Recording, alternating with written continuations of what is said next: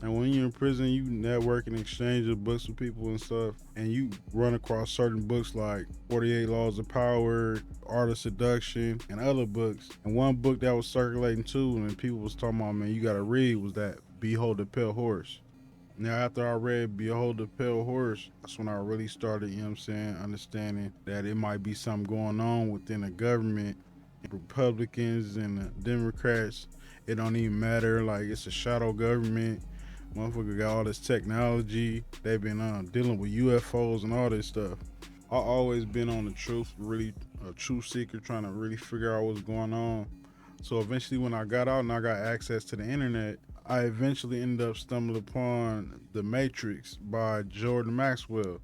I think at one time or another we've all questioned as to whether all that we see and are experiencing in our world has some sort of a rational plan behind it, because we understand now that both the Republican and the Democratic Party in our country are basically run by the same people. The same money finances both sides. We now know, of course, through the work of many historians who have spent their life working on research to show us that both sides of world conflicts have always been financed by the same people. It's basically like a documentary that he put together, and then after seeing that, that's when I was like, okay, yeah, it's really something going on. Perhaps might be going on. Jordan Maxwell go deep. He get to breaking down signs and symbols and all kind of stuff. But after you watch something like that, that's when you really know, like, okay, yeah, something really going on with this government. And after you hear so much stuff and what you see, you know what I'm saying, you see how the world move and everything.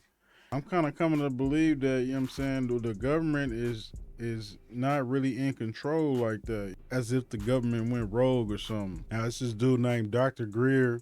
They used to work in the government, you know what I'm saying, and they exposing stuff, whistleblowers coming out, and they just really trying to blow the lid off everything that's going on, trying to tell the people, like, look, we ain't got this much time to really fix this earth. So much information has dropped, and Yes. we're excited to put this documentary out. What do you think people are going to take away from it? Well, I hope what people take away is that the process of what's going on in Washington on this issue is a very small tip of the iceberg. And what you're seeing in the mainstream media and so far in any hearings hasn't even gotten to the main event. Now, you know from the people that I had there and the other people I've talked about and are bringing forward that it's way past secondhand whistleblowers like David Grush. It's going to be people who are actually the direct firsthand folks. The documentary, the information in there is pretty mind-blowing with regards to weapons at the North Pole, secret reverse engineered craft, even covert drug running programs with unknown UAPs. Well, worse than the covert drug running programs are the human trafficking going on by these UAP systems. And those are the ones that when Michael Herrera, the Marine, saw that, the crate, it turns out, a man surfaced and came to the meeting that you were at, who is very high up in the system. And he has been involved actively for years in programs where they go to impoverished areas and basically kidnap people to put them into these experimental programs, and they're trafficking them often on the man-made UAPs, like that big circular one that Herrera saw. Now, sometimes they're trafficked conventionally with helos, helicopters, and what have you, but those are used in UFO tracking programs. This is bizarre stuff. And they basically turn these people into bio machines interfacing with technology and with certain drugs to make something happen that I refer to as hacking into the guidance and control systems of ET vehicles and bringing them in so we can hit them, kill them. And sounds like science fiction. It's not. I've known about this since the 90s, and I don't know how far back that program goes, but the man that's involved who has been running some of these operations intimately. I have been at his facilities, I've been in his chopper, I've flown over the sites where this is happening, and these are called P3 assets.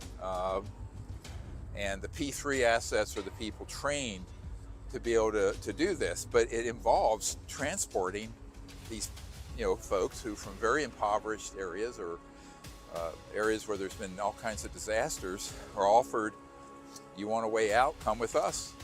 And they do. And the ones that aren't, most of them end up dying in these experiments. The ones that live end up being very accomplished at doing the hacking into the ET guidance systems. Which, by the way, everyone laughs at me about this, especially I call it the brain dead, kick the tire UFO crowd. And we're talking low information people, very low information. Interstellar civilizations are not using a speed of light guidance system, right? You're going beyond the speed of light. Thought process. They're using the consciousness field and thought interfacing with very refined transdimensional electronics to guide and go. Now, if you end up figuring out how to hack into that, you can actually take over that system. That's what's been going on. I always tell people these crash retrievals aren't happening because people are coming from another star system and can't navigate over the desert of California. This is foolishness. So, and I've known this since 1990. Now this is going to come out. The group that's wanting to defect has all that information and the retrievals and the bodies in the craft. But they have this key point. And they said this is why, interestingly, in 1992, when I first came out and started talking about this stuff, we were doing CE5 contact. By the way, those of you who want to come, in Temecula, California, we're going to do a whole Friday, Saturday, Sunday, under a whole weekend under the stars in Temecula at a winery out in the hills outside Temecula, California. So those of you who want to come, we just announced that. And so if you can come there in person, I think we can hope 500 people there, but you can also be on virtually. And just go to our website and you'll see it. You can register. Yeah, we'll put that in It's the in July, late July of this year. So, but all these guys, the reason they realized that our group knew what we were talking about was this trans-dimensional conscious interface part of it. The part that gets me the most ridicule and the most defamation, because it's not, let's kick the tires of this, which, look, I mean, if these things were just advanced versions of a 747 or even an anti-grav thing, but you're talking interstellar capable communication and travel. You simply are not going to be just using what everyone in physics thinks is legitimate. And you're talking about a possible hijack from somebody rogue. Yes, this is a rogue covert group capable of hacking into those systems, pulling them into 3D over a black site and hitting them. The people who are the operators are basically controlled by the ones in the command center. All right, okay. So A controls B that controls C. In other words, the controllers are not the P3 operators. The P3 operators are virtually enslaved, but have been trained and used to do this. And those then can then hack in and control that craft. So it's not 100%, but it's pretty damn good. Well, it sounds like a pretty sophisticated, probably millions and millions of years old of technology that's being maybe manipulated. Yeah, well, think about it. We started acquiring, at the minimum, ET craft somewhere 20s to 40s, and maybe earlier, late 1800s. We started studying this stuff, 100 years ago, right? So you figure all that R&D, classified, secret, what kind of breakthroughs have they had? Now, everyone always talks about zero-point energy, propulsion. They don't talk about this stuff, because this stuff sounds like crazy tinfoil hat, whatever, right? It isn't. It's only that to people who are not well educated about the science of consciousness, the physics of it and what have you. So that's another big gap in the public understanding of this, because everybody are still living in the 20th century era of electromagnetics.